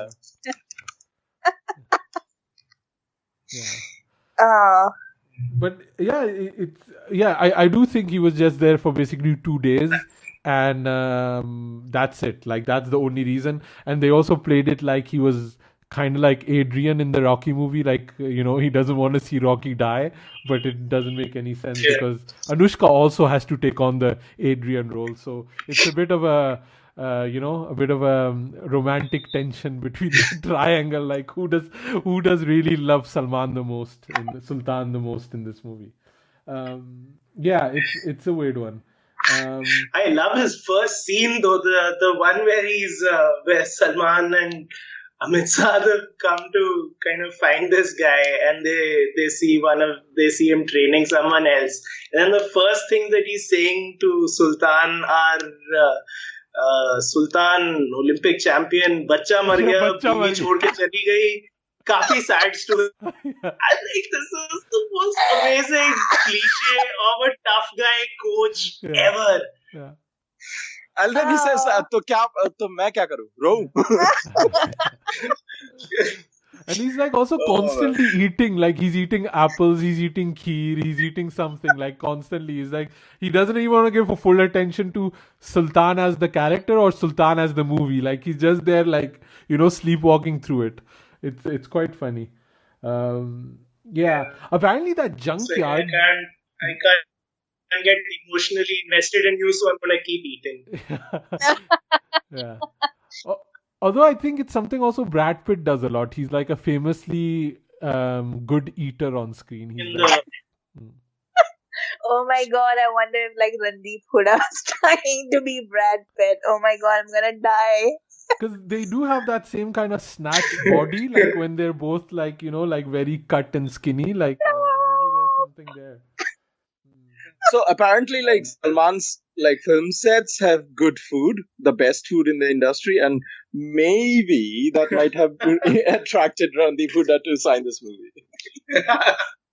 This is such an odd thing to say, though. Like, Salman's movies have good food. Like, this is like such. It's. How? No, that is the thing that I've heard. Like, I don't just watch dance reality shows for the shit. This is what Salman says on these shows. No, it's. I agree. What you read is probably true, but it's such an odd, specifically to Bollywood thing that Salman Khan has good food on the set. And Salman got inspired from like Mithun. To have good food on the set. Yeah. That's hilarious. Which also scares me what Amrita was saying about, banking on his built-in audience, which is exactly what Mithun did for so many years too. Yeah. Anushka, quickly, we want to talk a little bit about Anushka. What did you guys think? Because this was a role that was also very hard to fill. I think they were trying to get even Kangana Ranaut for it, and they asked a few other actresses to do it. And I made this point when we were reviewing Dabbang 3. It's absurd that we have accepted, Anushka to be a viable pairing against Salman because they have an age difference of 30 years. Like, there's a whole millennial in between them. But now he's gone to even younger actresses, right? So, but they did settle on Anushka, and I guess probably Yash Raj being involved and her having that relationship, they probably did it. I do think she's great in this movie. I think this is probably one of my favorite Anushka roles, I think. And I mean, we've talked about so much of my love for Salman. Uday, you don't know, I have a huge love for Anushka Sharma too. And I think also what's funny is, what is good here is she pulls off the accent, because the Jab Hari Met Sari accent she does not pull off. This, I think, she does quite a good job, and apparently she stepped in quite late. She had only 6 weeks to prepare for the action sequences, which she looks quite competent in, I feel. I mean, I'm no wrestling expert, but I think she pulled off what she needed to pull off. And I was watching the making of video, and they were saying how she's like 5'11" and she only weighs 60 kilos, which is insane. And they had to kind of build up a strength, because even if you slam somebody with that weight, you could end up breaking their bones. So it's quite a kind of a scary thing. Amrita, you said that the storyline sometimes didn't work for you, but how did you feel about the performance of Anushka here? I mean, yeah, like I was watching this movie and I was like, girl, get a job. Like, what are you doing? Like, I want to see Anushka act again. Like, why doesn't she have a job? I don't get it. She's so watchable on screen. Like, I really enjoy her. And I, she sort of disappears in the, halfway through the film. And it just, that's what basically just kind of, gets me, like, you can see her anger and you can understand where it stems from. Like, the movie is so focused on Salman and it's so much the Salman show that you don't really get to see, explore that in any way. And I feel bad for Anushka because I think that she would have done a really great job. And I think there was a way to sort of weave that into Salman's journey as well. So I think that was a wasted opportunity for the story as such. But yeah, I wish Anushka would make a movie, any movie. What happened? Yeah. It's been a while, right? She's not been on screen. Yeah. The last thing she did was that movie with Varun Dhawan, the Taylor movie. I think after that, I haven't seen her in anything. Sweet Dhaga. Was that her last? I don't remember anything after that. Do you? No. Pari before that? I think Pari was before that. Yeah. Zero. She was in Zero too, right? Yes. Wow. Yeah. Sure. We've all decided to forget. I mean, that's how fast Shah Rukh has fallen. Right? Everybody's just like, oh yeah. Uday, what are your thoughts on Anushka in this movie? I thought she was very good. As in the second half, I don't think the film quite knows what to do. Though I think that's a very interesting decision by her character, to act on her anger. I don't think a lot of characters get to do that in Hindi films. Actually act on their anger and almost sever a relationship. So that I thought was interesting. But then after that, it's once her character did that, there was nothing much for Anushka to do until her big scene with Salman in the end. So I think good decision for character, but bad for Anushka as a performer because we didn't really get to see her much after that in the second half. But she has a really good scene, I thought, when she's telling Salman that the kid has died. Yeah. When he just comes back from, I think it's some World Wrestling Championship or something, which he went off for. And she kind of does it as a monologue, and she starts off by sort of congratulating him, and he's smiling, and he thinks that she's going to show him the baby. And instead, she kind of just slowly, she keeps talking, and she ends with,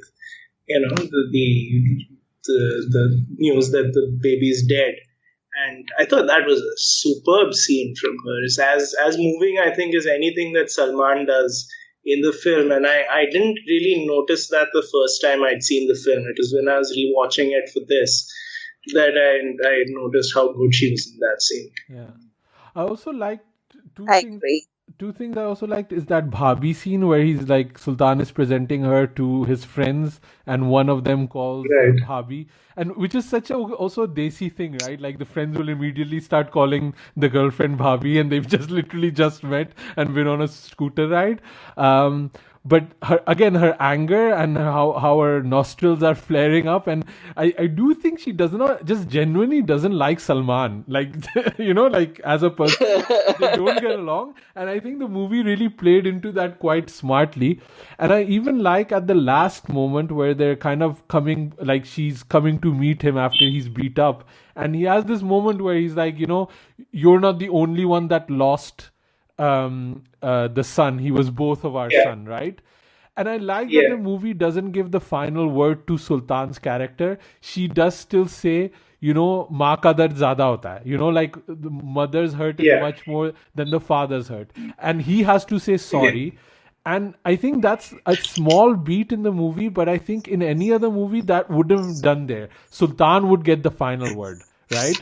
And there are a few moments in this movie where they're pushing Salman to do things that like even the idea of him getting slapped twice, once with the helmet and secondly with the bhabi scene, and then also him being on a donkey with a black face, having the stomach scene where he's like really fat, the final scene where he doesn't get the final word.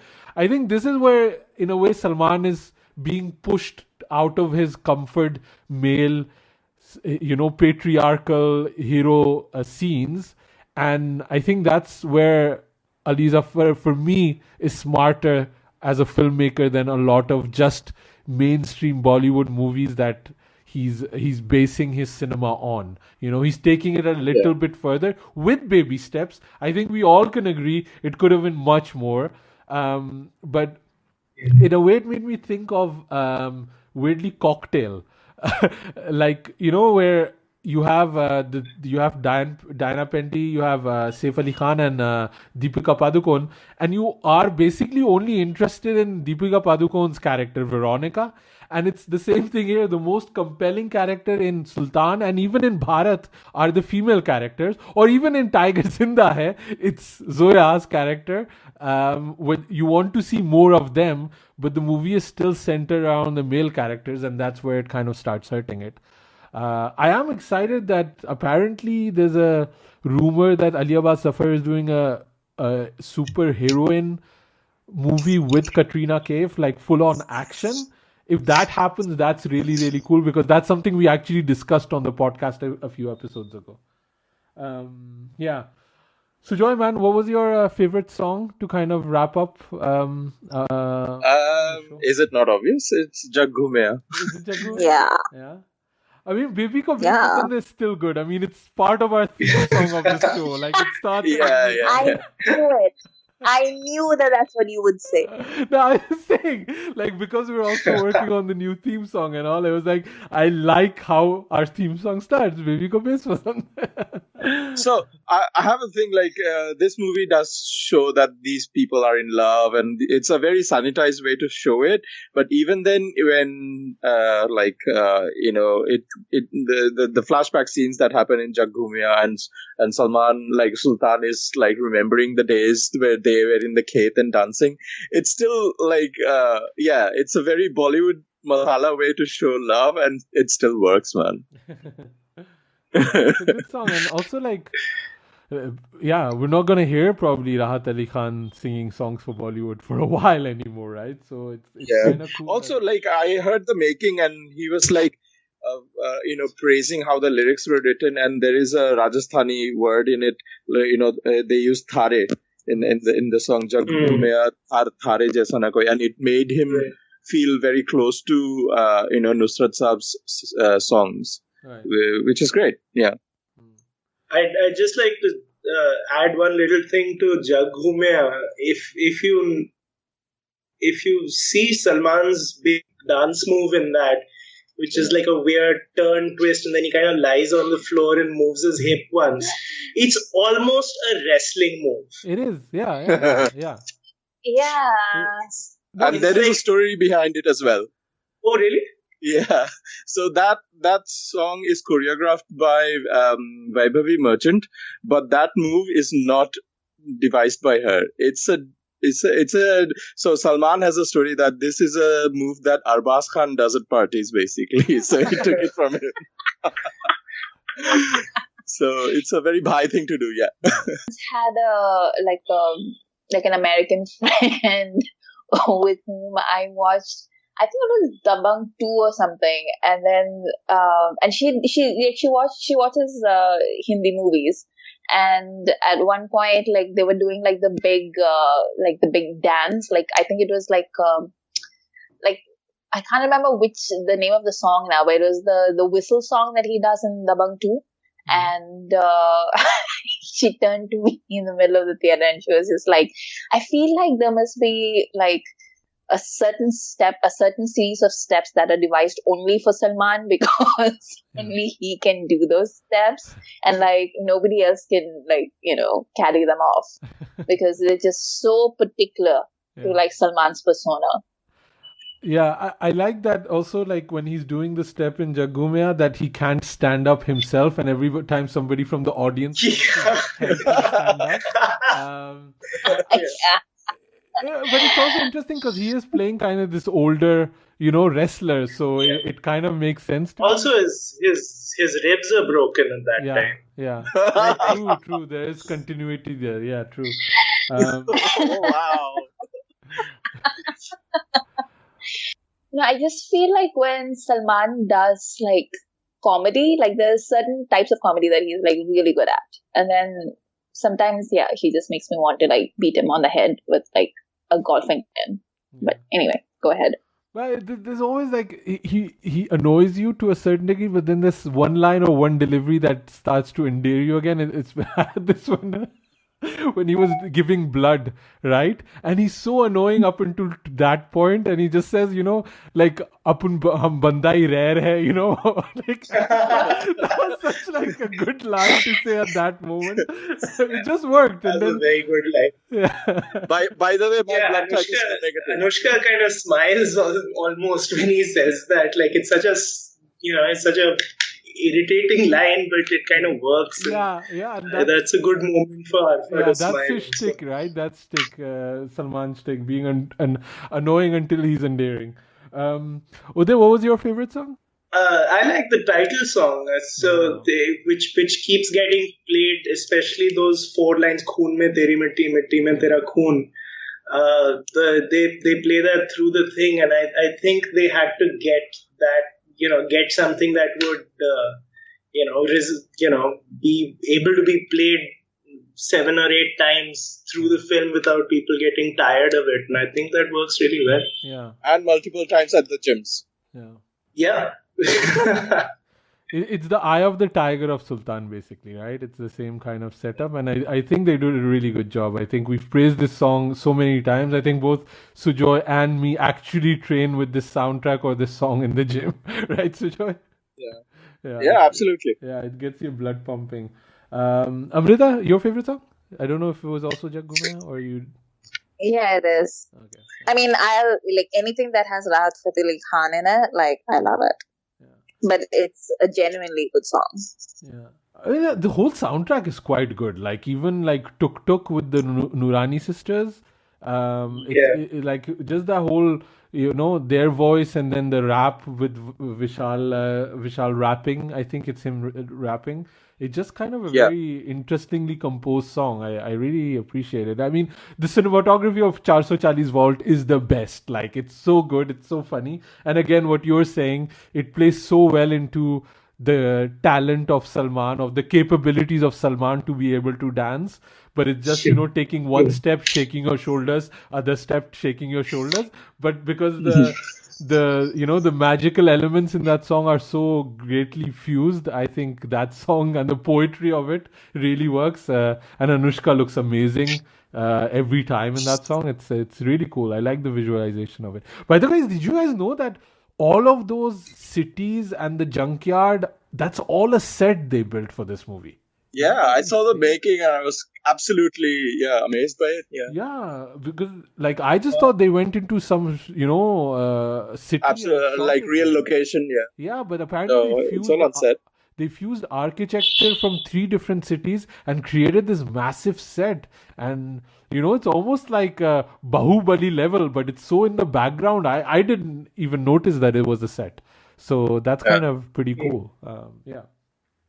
Also, like in Baby Ko Base Pasand Hai, there's so it's choreographed by Farah Khan, and she uses a lot of the older days, like from the 80s, the background dancers from the 80s and 90s Bollywood. She used them for the movie, and they were very happy to see Salman, basically, because they have danced in the background for like Maine Pyar Kiya and stuff. Oh, wow. Aww. Yeah. And you could see that they were having fun, right? Like, you really like the background artists and all are really standing out, especially like the older ladies. There's one sticking her tongue out while she's dancing. It's so cool. Yeah. And another thing was that I wanted to point out was Shami Narang, who is a veteran Doordarshan news anchor. He is one of the sports commentators in the Dangal scenes in set in Haryana. Oh, wow. Yeah, I think let's wrap it up. Uday, final thoughts on Sultan? Does it still hold up? How do you feel about it, revisiting it? I enjoyed revisiting it. I thought there was more time around, and that's surprising to me. I thought, because I liked it okay the first time, and I thought it had some really strong moments, but this time I felt that it worked much better over the length of the film, even though the length of the film is a problem as always. But yeah, I enjoyed revisiting it, and I think it's quite a strong film, especially when viewed in the idea of Salman Khan. Like when you compare it to his work and his persona, then if you look at it with those lens, then I think it is quite an interesting work. Amrita, how are you? Yeah, I mean, it was. I think I enjoyed it more this time around than I did the first time I saw it, to be honest. Right. Does that make sense? I think it does. I think it's the time for it, and also because it feels like harkening back to an era of Bollywood that doesn't exist anymore. Like it feels like, the last moments of that. At least for me, it does that way.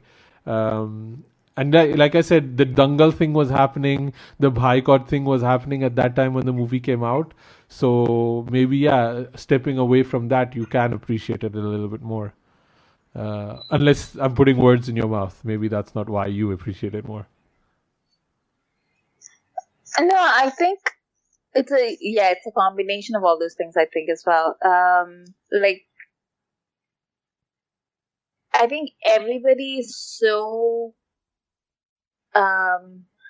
there's a premium on standing out from the crowd. You know what I mean? So everybody's trying to make like the non-Bollywood movie, but this is a Bollywood movie, which is a very comforting thing for me, it's a very comforting sort of thing to watch. Like I can just sit myself down in front of the screen and then be like, okay, like these are the beats, these are very familiar to me, and this makes me feel good. And these are the emotional responses that I have to make at this point. Like, it's all like very,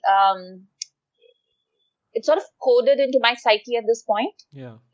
It's like it's very comforting to watch on that level. And also like when this movie came out, like it was, I don't know why I think I was like really irritated with Salman, which is not an uncommon feeling. I can't remember exactly why. Maybe it was because of his comments. Probably something else, but I don't know. But I feel like I'm going through a period right now where I'm like less bothered by Salman. So I think that also helped. And also, like, I like Anushka more today than I did in 2016. Oh, wow. Okay. I think all these things contribute. Yeah. Right. So, Joy, does it still do you still have the same excitement watching this movie as we did for the first time we did? मैंने 20 बार देखी है. Yeah. How many times have you seen it, honestly? No, this was like my second or third time that I watched this. Because I'm really getting close to my 23 watch. I'm at least at 12 rewatches already. I'm not joking. Nobody thought you were joking. Yeah.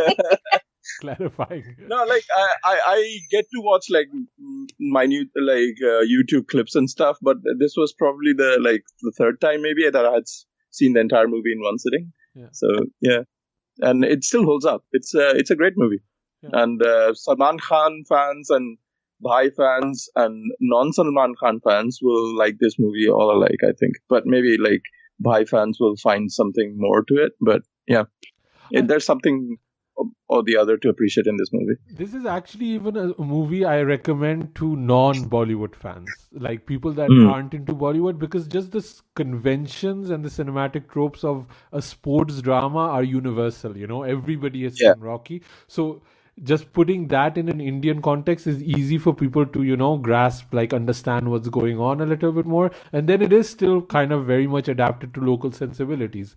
So it is actually one that I recommend, and people that have watched it after my recommendation are usually they enjoy it quite a lot. Although they all feel that it's long and there's a lot of songs in it, but that's just Bollywood, right? That's what Bollywood does.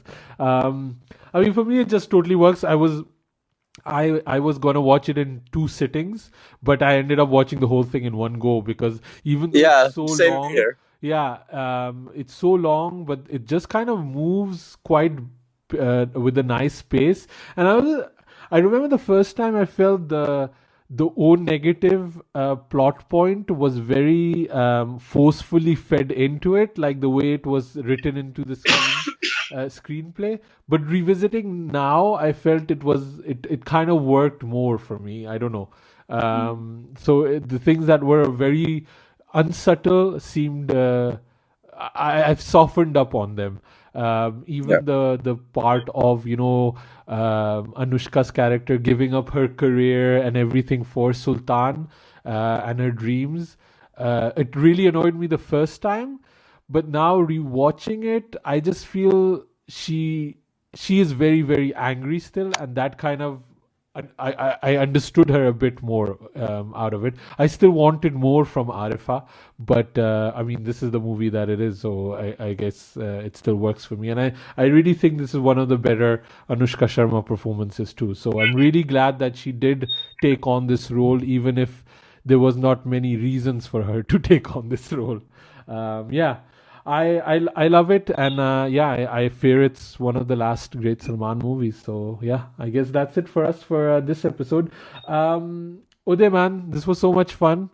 I hope we can get you back on very quickly. For me too.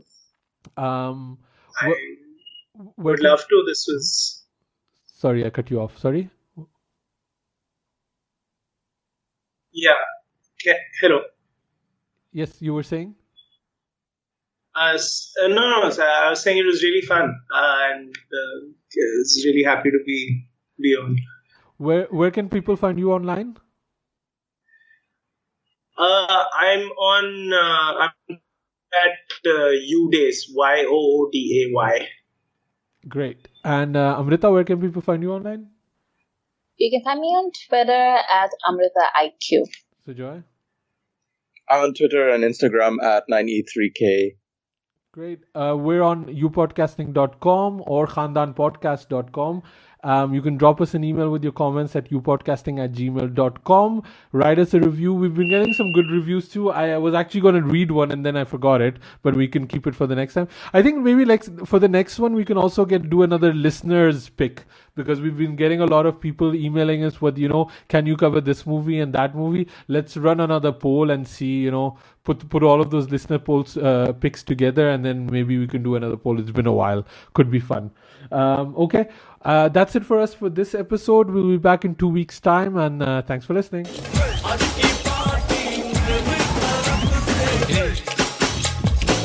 क्या बोलती